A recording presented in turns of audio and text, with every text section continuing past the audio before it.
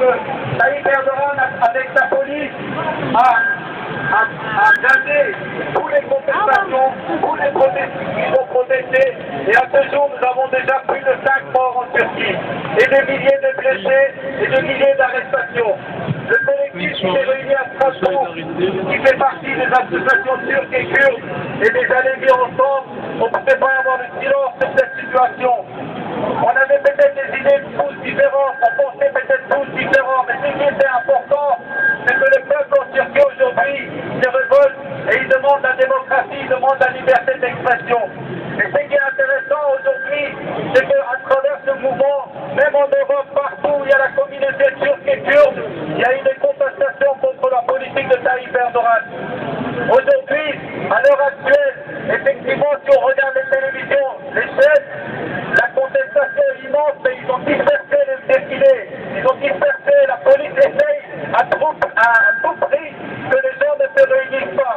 Ce qu'il faut savoir, c'est tous les soirs, à partir de 18h, 19h, dans toutes les grandes villes de Turquie, le peuple se rassemble, mais à chaque fois qu'ils font 100 mètres, 200 mètres, ils se font gazer à la bombe à lacrymogène.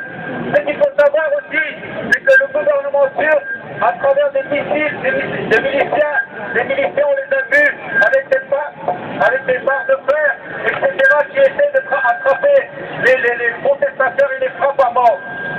Ce qui est aussi intéressant aujourd'hui en Turquie, et je pense que c'est le plus intéressant, et c'est ça qui fera avancer le mouvement en Turquie, qui fera peut-être reculer Tayyip Erdogan, c'est le mouvement des travailleurs en Turquie qui est passé à l'action aujourd'hui, à l'appel de 10, à l'appel de Caisse.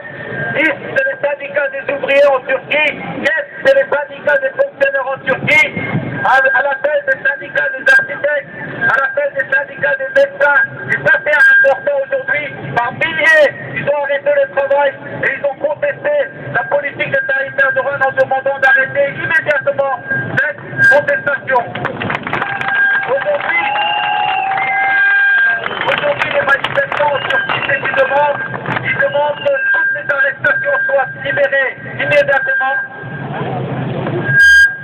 Ils demandent que toutes les arrestations soient libérées immédiatement, qu'il n'y a pas de procédure, envers les gens qui ont été arrêtés. Et on demande aussi, le peuple en Turquie, on demande que le projet d'urbanisme de Istanbul, de Taksim, soit revu et qu'il soit arrêté. On demande aussi, nous, ici à Strasbourg, que toutes les organisations politiques, syndicales du pays adressent des messages. Et c'est pour ça, moi, je vais m'arrêter là. Je sais qu'il y a des organisations de France, et je les invite à prendre la parole. Je peux commencer par le délégué.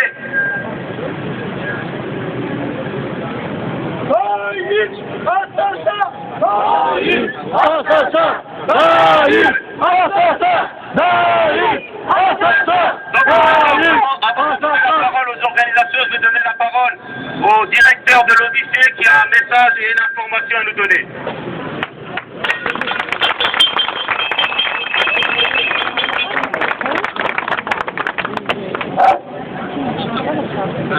Je voulais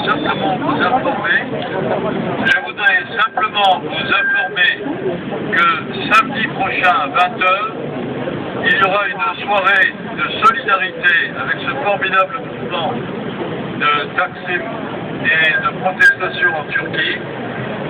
L'entrée sera libre, bien sûr, et en principe, on devrait avoir la présence du maire de la ville de Strasbourg.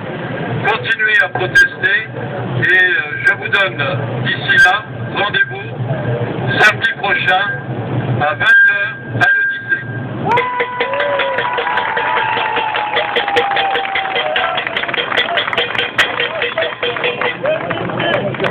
Arkadaşlar,